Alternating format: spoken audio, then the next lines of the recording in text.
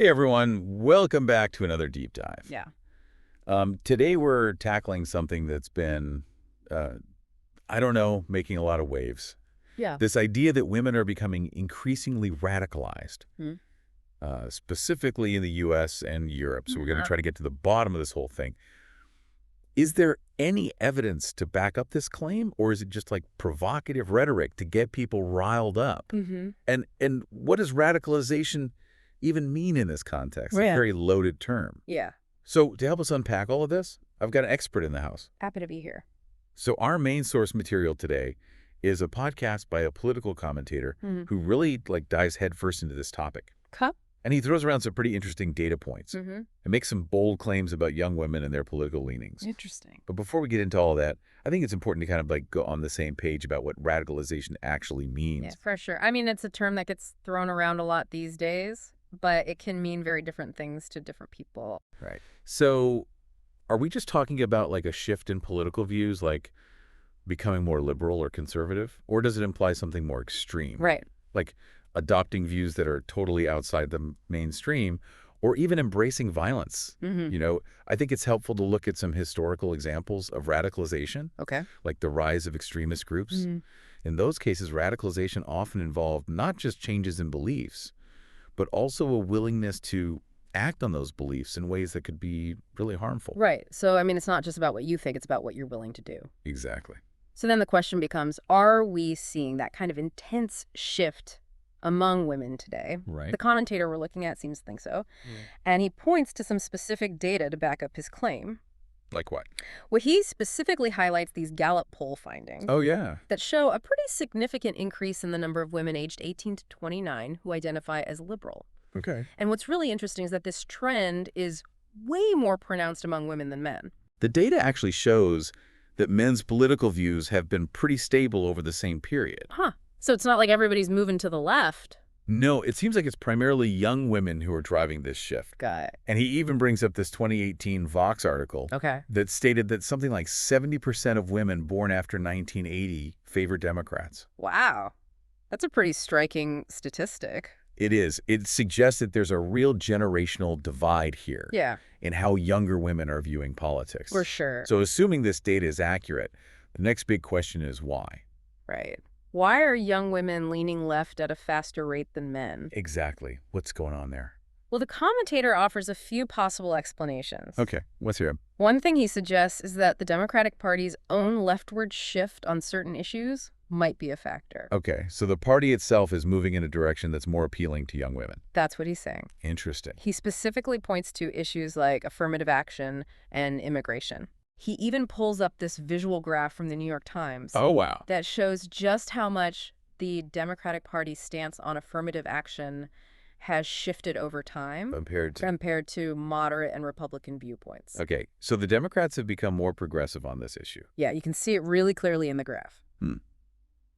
And he thinks that this shift is attracting more women to the party. That's his argument. It makes you wonder if they're doing this strategically. What do you mean? Like, are they deliberately aligning themselves with the evolving views of younger women to gain their support? It's certainly possible. I mean, political parties are always trying to appeal to different groups of voters. Right, they want to win elections. Exactly. So it wouldn't be surprising if they're adapting their platforms to attract these younger women who are increasingly identifying as liberal. Yeah, that makes sense.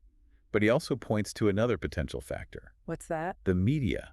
Yeah, he doesn't hold back. Yeah. He flat out says that the media landscape, which he claims is dominated by left-leaning viewpoints, is playing a big role in shaping young women's perspectives. So he's basically saying that young women are being bombarded with information and opinions that are skewed to the left. Pretty much. Yeah. He's not saying that young women are incapable of thinking for themselves or anything like that, Okay. but rather that the media they consume is creating a sort of echo chamber. Right, where they're only hearing one side of the story. Exactly. Certain viewpoints are amplified and others are marginalized. It's definitely something to think about. We all know how powerful the media can be. Yeah, it can definitely shape public opinion. For sure. But he also brings up this really interesting and kind of controversial movement called the 4B movement. 4B. What's that? It stands for no heterosexual sex, Oh. no marriage, no children, and no relationships with men. Wow. Okay, that's a pretty strong statement. It is. It's a small but vocal online community of women Hmm. who are essentially choosing to disengage from men entirely. Interesting. And he sees this as being connected to this whole radicalization thing. Yeah, he seems to believe it exemplifies this broader trend of what he calls female radicalization. Okay, so tell me more about this 4B movement. What are their motivations? Well, he shares some pretty powerful quotes from a woman he interviewed who identifies with this movement. Okay. She talks about how she just feels safer and more empowered since she made the decision to completely cut men out of her life. So it's about safety and control. It seems like it.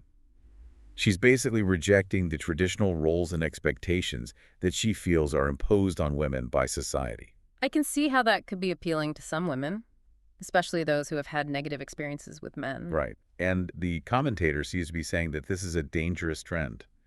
Dangerous how? He thinks it's leading to a growing resentment and anger towards men, Mm. which he sees as a form of radicalization. But isn't it possible that this is just a natural reaction to the very real problems that women face? What do you mean? I mean, things like sexism, discrimination, violence. Yeah. You can't just dismiss these women's experiences and feelings. You're right. It's important to listen to their stories and understand where they're coming from. Exactly. And maybe instead of labeling it as radicalization, we should see it as a form of empowerment. Like women taking control of their own lives and making choices that feel right for them. Exactly. That's a really interesting way to look at it. It's all about perspective, right? So where does social media fit into all of this? Yeah, good question. The commentator definitely sees social media as playing a role in all of this. He does. He argues that social media is creating these echo chambers where extreme viewpoints can flourish. And where young women are exposed to this constant stream of negative content about men and relationships. Exactly. He uses this example of young women deleting photos if they don't get enough likes, Oh, yeah, I've heard of that. suggesting that this behavior is a symptom of deeper insecurities and self-doubt that are being fueled by social media. It's like they're constantly seeking validation from others. And if they don't get it, they feel like they're not good enough. It's a tough cycle to break out of. And he thinks this dynamic is contributing to this broader trend of what he sees as female radicalization. So social media is both reflecting and amplifying these trends. That's what he seems to be saying. It's complicated for sure. It is, but it's definitely something we need to talk about. I agree. So what else does this commentator have to say? Well, he gets into some really controversial territory when he starts talking about men as the protectors of women. Oh, boy. Yeah, he roots this argument in biology and history, Okay. suggesting it's a natural consequence of women's role in reproduction and the need for societal stability. So he's saying it's in our DNA. Kind of. He uses some pretty strong language. Ick, what? He says things like, men created a society to protect women, and men are largely the protectors and perpetrators of a lot of the aggression on the planet. Those are some bold statements. They are. It sounds a bit like he's arguing that men are somehow superior.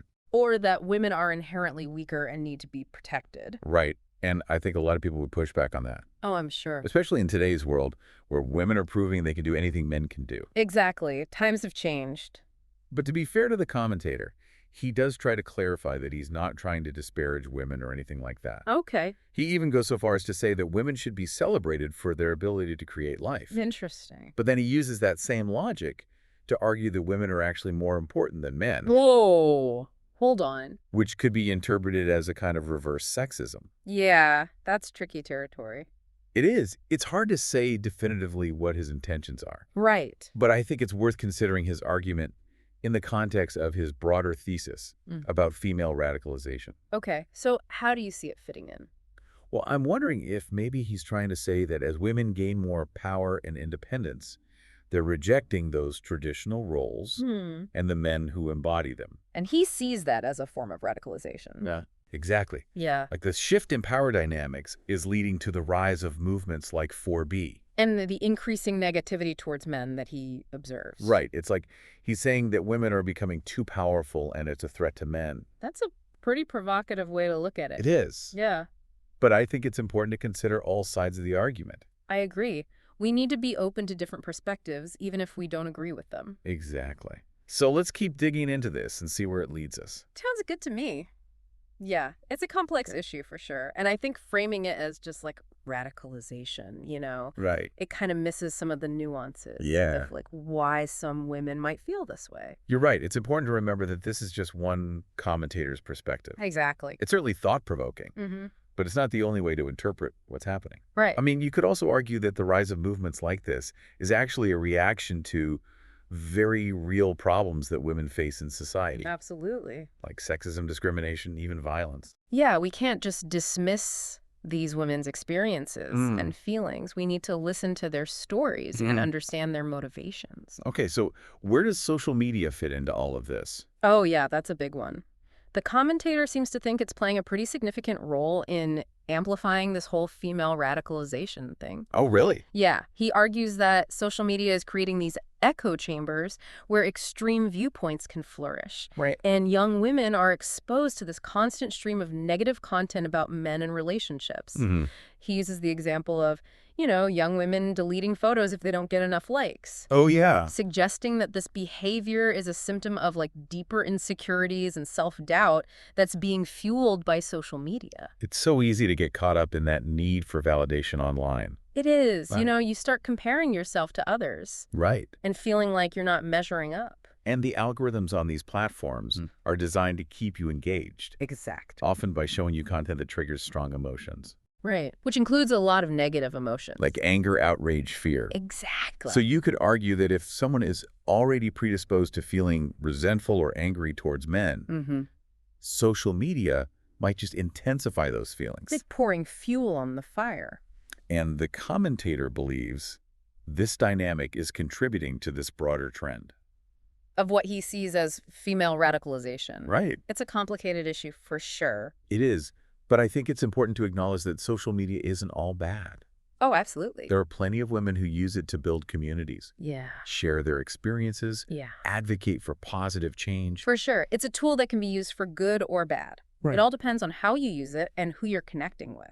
So it's not the technology itself that's the problem. Right. It's how we choose to use it. Okay, so let's move on to another really controversial point that he makes. Okay. I'm ready. This idea that men are inherently the protectors of women. Whoa. Okay. Yeah, he roots this argument in biology and history, suggesting that it's kind of a natural consequence of women's role in reproduction and the need for societal stability. Interesting. So he's saying it's like built into the system. In a way. He uses some pretty strong language, though. Like what? He says things like, men created a society to protect women. And men are largely the protectors and perpetrators of a lot of the aggression on the planet. Those are some pretty loaded statements. They are, and they're definitely going to rub some people the wrong way. Yeah, I can see that. It sounds like he's saying that men are somehow superior or that women are inherently weaker. Right? Yeah. Like they need to be protected. And a lot of people would push back on that idea. Oh, yeah, for sure. I mean, look at all the women who are serving in the military or in law enforcement. Right. Or who are successful in traditionally male-dominated fields. Exactly.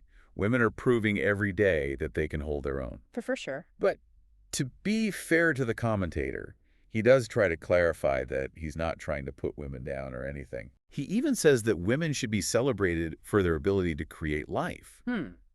But then he uses that same logic to argue that women are actually more important than men. Oh, boy.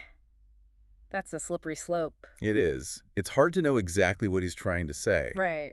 But I think it's worth considering his argument in the context of his broader point about female radicalization. So how do you see it fitting in?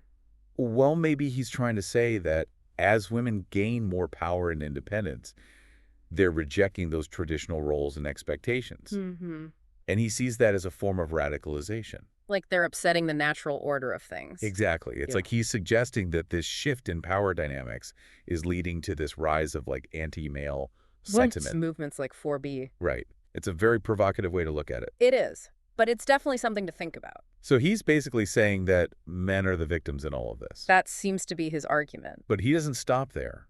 He also takes aim at this whole concept of male radicalization. Oh, really? Yeah, he claims it's a myth, perpetuated by a media that's biased against men. Interesting. So he's turning the tables. He is. He argues that the media is obsessed with portraying men as the problem, Okay. focusing on male violence and aggression while downplaying or ignoring female violence. So he's saying it's a double standard. Exactly.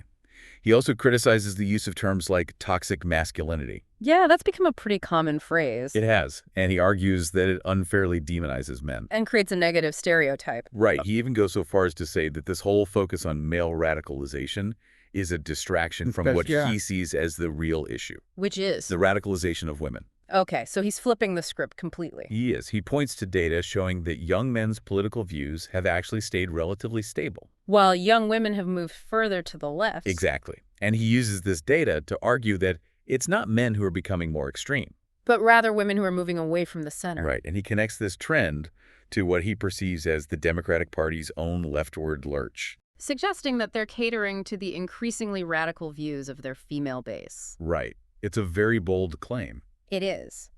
But regardless of whether you agree with his conclusions, I think he raises some important questions. Like what? About the evolving dynamics between men and women in society, and how those dynamics are being reflected in our politics and media.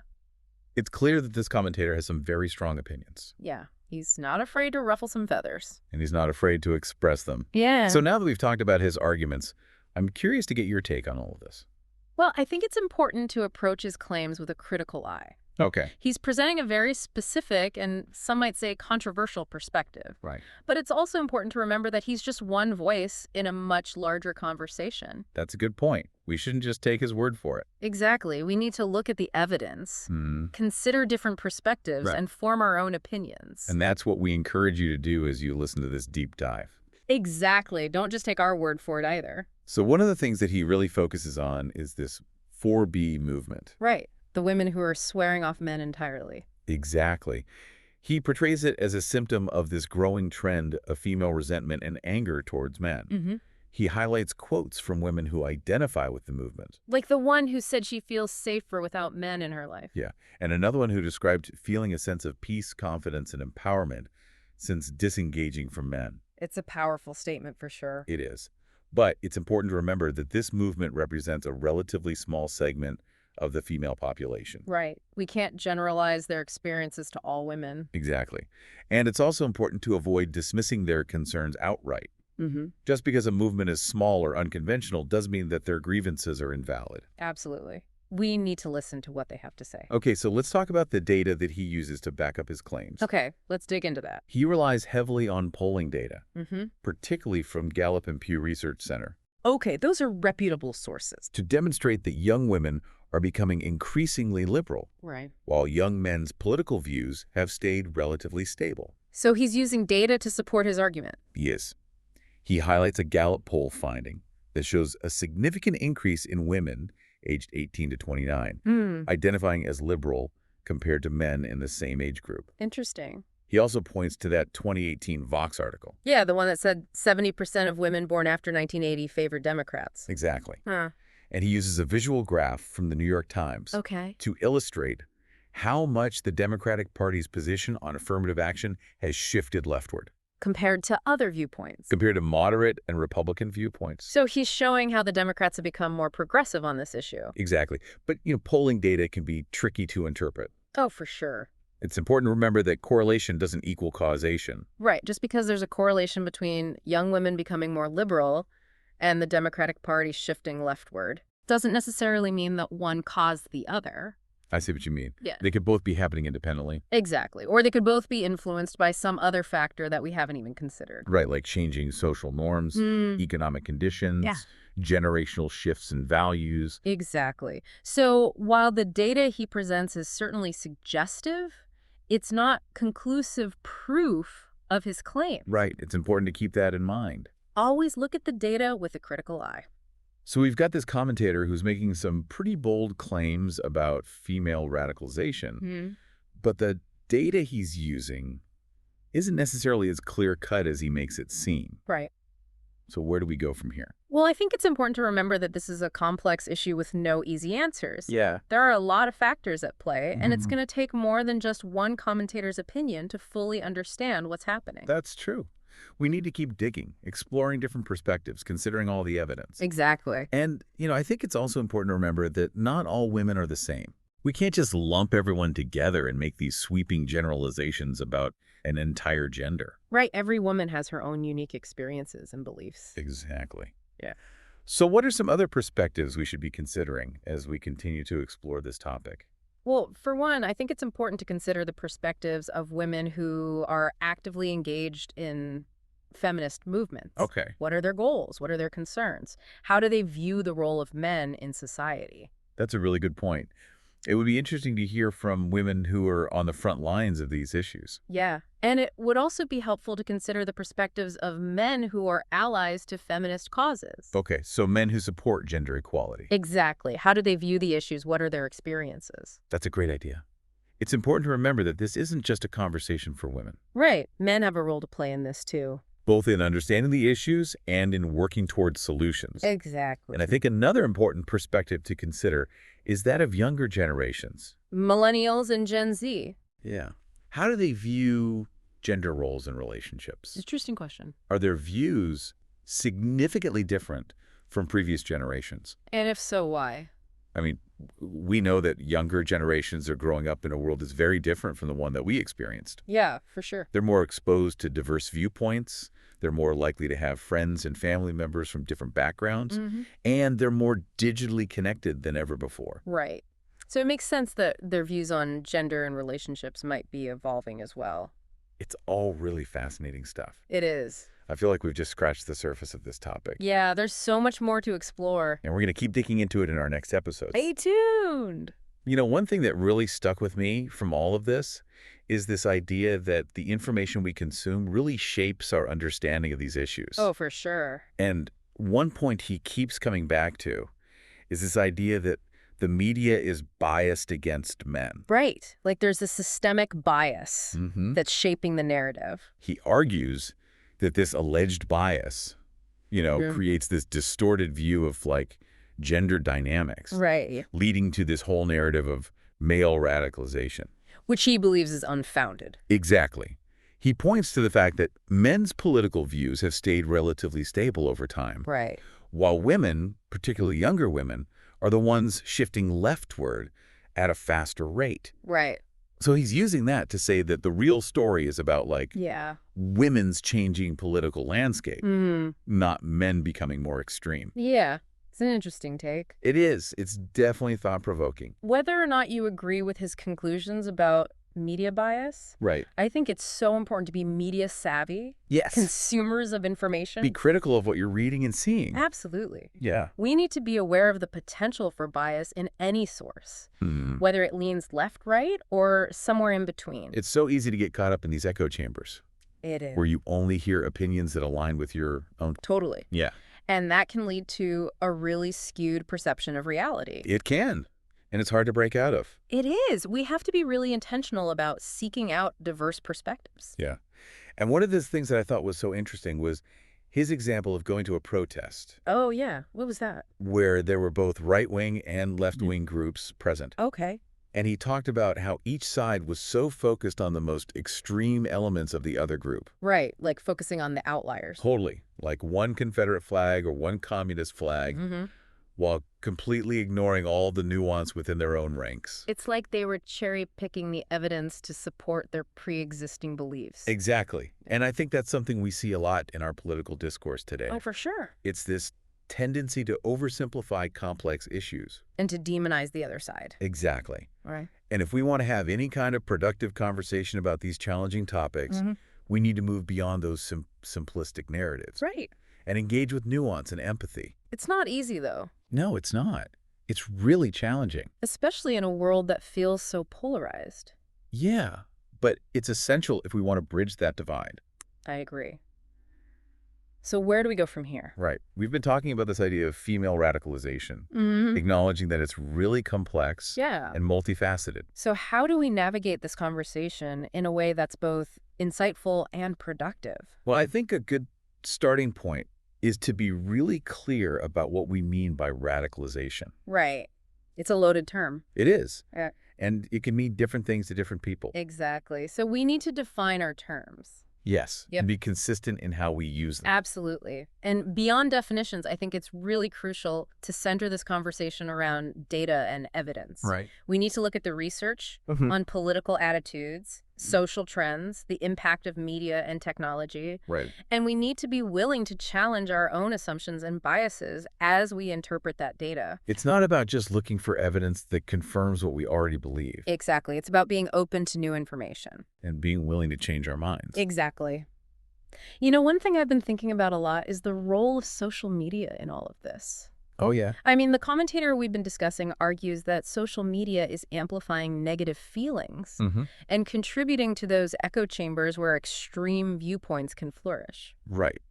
But I also wonder if social media might be giving a voice to women who have historically been marginalized or silenced. That's a really interesting point. It's like Why? social media is this double-edged sword. It is. On the one hand, it can create spaces for misinformation and hate speech to spread. Right. But on the other hand, it can empower individuals and communities to connect, share their stories, and mobilize for social change. So maybe it's not about demonizing social media entirely, Right. but about becoming more critical and discerning users of these platforms. Yeah, we need to be aware of the algorithms that are shaping our feeds and the potential for misinformation and manipulation. And I think that same principle applies to our offline conversations as well. Absolutely. We need to be willing to engage with people who hold different views, Yeah, listen with empathy, challenge our own assumptions. it's so important. It's not always easy, though. No, it's not, especially when we feel like our deeply held beliefs are being challenged. Right. But it's so important if we want to create a more understanding and compassionate world. I agree. You know, one thing that strikes me about this whole conversation is that it's not just about female radicalization Right. or even about gender dynamics. It's about something bigger. It's about these broader trends of political polarization, social fragmentation, the erosion of trust in institutions. These are huge issues. They are, and they're all interconnected. And there's no easy fix. Definitely not. It's going to take a lot of work and a lot of open and honest dialogue to address these challenges. So if our listeners are taking away one thing from this deep dive, what would you want it to be? I would encourage them to embrace curiosity. Okay. To seek out diverse perspectives. Right. And to engage in these conversations with an open mind and a willingness to challenge their own assumptions. I love that. The world is full of nuance and complexity. It is. And it's in those messy gray areas that we often find the most valuable insights. That's beautifully said. Embrace curiosity. Seek diverse perspectives. Challenge your assumptions. Words to live by. So on that note, I think we've reached the end of our deep dive into female radicalization. It's been a great conversation. It has. We've covered a lot of ground today. We have. And I know this is a topic that could spark hours of further discussion. For sure. But we hope this exploration has given you some food for thought. Yeah. And maybe even inspired you to continue exploring these issues on your own. Absolutely. There's always more to learn. So thank you for joining us on this deep dive. It's been a pleasure being here. We'll catch you next time.